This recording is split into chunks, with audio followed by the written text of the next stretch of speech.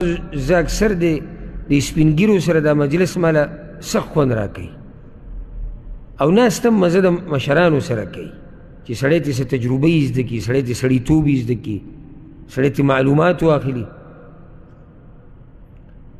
نو د مشرانو دا خبرې زه اکثر نوټ کوم. یو مشر راته دا خبره کوله، وی زمونږ په وخت کې چې په کلي کې کوم مولوي صاحب و، دا د ټول نه غټ مولا و او د هغه سره یې په المارۍ کې 15 کتابونه و ټوټل. مولوي صاحب سره څو کتابه دي؟ 15. علم کمی دی، په 15 کتابونو کې به ده څه کتلي؟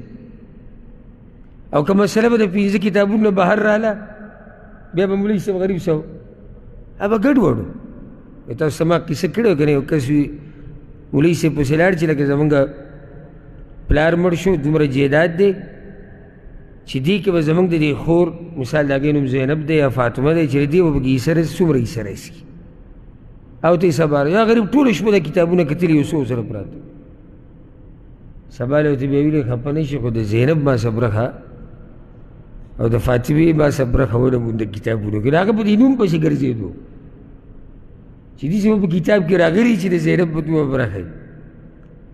دا بس خبرې موږ ته داسې ښکاري چې نشوه کېدی داسې، خو دا درته وایم چې داسې شوي دي. او اوس هم موږ سره د مجلس کې مشران ناست به وي، یا به مشران زما دا خبرې اوري، هغوی ته به دې پته وي پخوا نه وو دا کتابونه، بل دا سفرونه نه وو. څوک به یعنې د خپل کلي نه به څوک ډېر په مشکله دی خوا ته کلي ته. بله دا چې بل ملا نه و، بل عالم نه و، او پښتنو د علم دومره شوق نه دی کړی. زه به یو خبر وکړم، په هغې به نه خفه کېږو، دا یو حقیقت به ووایو. وکړه دوه وکړي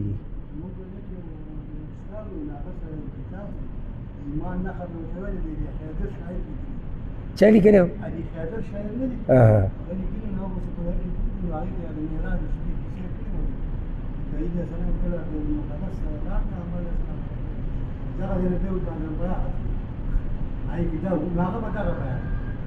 دغه کتاب ورسره پروت.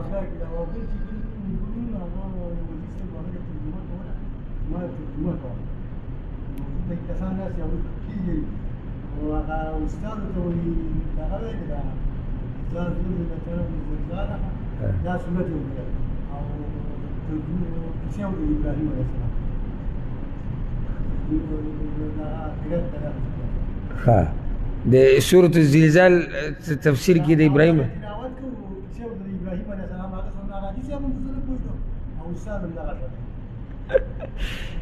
دا یې بس لیدلی دي اورېدلی دي مشر دی. ځکه ما ته صحیح مشرانو ته پته ده چې مولوي صاحب سره صرف یو کتاب پروت د ایمان نښه، او چې دې ایمان نښه کې څه وو؟ د ایمان نښه نه، د جهالت نښه وه، خو لکه هغه سره چې نور څه نه وو دغه کتاب کې مې کتلي. به یې کې دا دي چې یعنې د بیت المقدس نه رسول الله وسلم اسمانونو ته په پوړۍ ختلی، او داسې نورې قصې. که شروع دي قصو سړی وکړي سړی حیران شي. تکړه مولا چې خلاصه مونیه ویلي دا به پکې تکړه و، ده ته به څو خبرې یادې، په دې خبرو به نه خفه کېږو، دا حقیقت و. مشرانو سره د علم څه و؟ کمی و. ما دا خبره کوله، په هغې باندې حاجي صاحب خبره شروع کړه. یو خبره لکه پښتنو د علم شوق نه دی کړی، خصوصا زه چې پښتانه یم چې کوم پکې یعنې مضبوط قومونو والا و، هغوی د دین د زده کولو ډېر کوشش نه دی کړی. وجه دا و چې یعنې یو خو چا ترغیب نه دی ورکړی، او چا ورته ویلي نه دي چې علم خو وکړي دومره ثواب دی، دومره یې زده کړي، دومره ده. بل دا چې پښتانه چې کوم قومونو نه پښتانه دي، د هغوی مالي حالات برابر وو، جیدادونه وو، دا بچو باندې نه دنیوي سبق به پې هم ډېر نه وي، دیني سبق به پې هم نه وي، دغه پټو کې به پراته وو، دا دانې به راتلی دا به یې خوړی وو. نو علم په هغه وخت کې چا دومره نه دی کړی. او بیا خصوصا هغه خلکو کې بالکل شاذ و نادر دی چې کمزور واړو، یعنی که کمزوری سړی علم وکړي هغه غریب بیا په چا باندې منلی هم نه شي، نه په خبره کې اثري. انشاءالله دې خبره کې تاسو ما سره اتفاق کوئ. خو هغه کوم چې هغه ښه قومونو والا و، ښه قومونه مراد مضبوطو قومونو والا، هغوی چې دی نو علم ونه کو نو هغه جهالت په موږ کې د نږدې حده پورې، بلکې اوس هم موږ کې ډېر جهالت دی، خو د مخکې نه څه یو ښه شوي یو. نو مشرانو باره کې موږ دا وایو الله دې وبخي،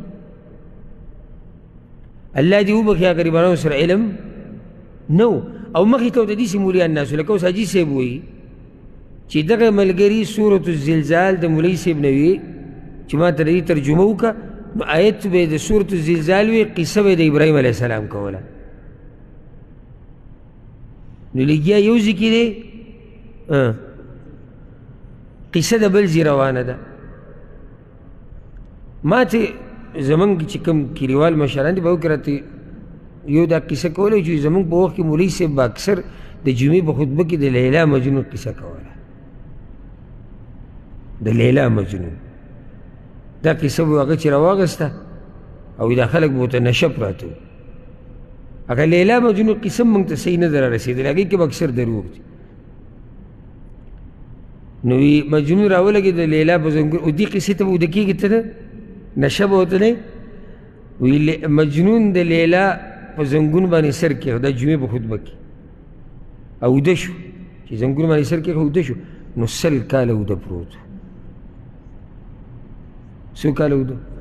ولې 100 کاله اوده؟ ځکه چې دې زنګون والا مزه ورکړې او مجنون یو ورځ دومره وجړل، دا قصې په خطبو کې روانې، دومره وجړل په لیلا پسې چې هغه په یو شړه دشته کې و، هغه ټکه شنه شوه، ورسره زرغون شو. دومره اخر سب د ده اوښ کې نه وي، سمې ټانکۍ به کې دننه لګېدلې وي چې شړه را زرغونوي که نه. ښه دې قصو ته به دا خلک غریبانان ناست وي، ډډه به یې لګولې وه. نو بیا چې دغه خلک به راووتو نو هغو به ویل یاره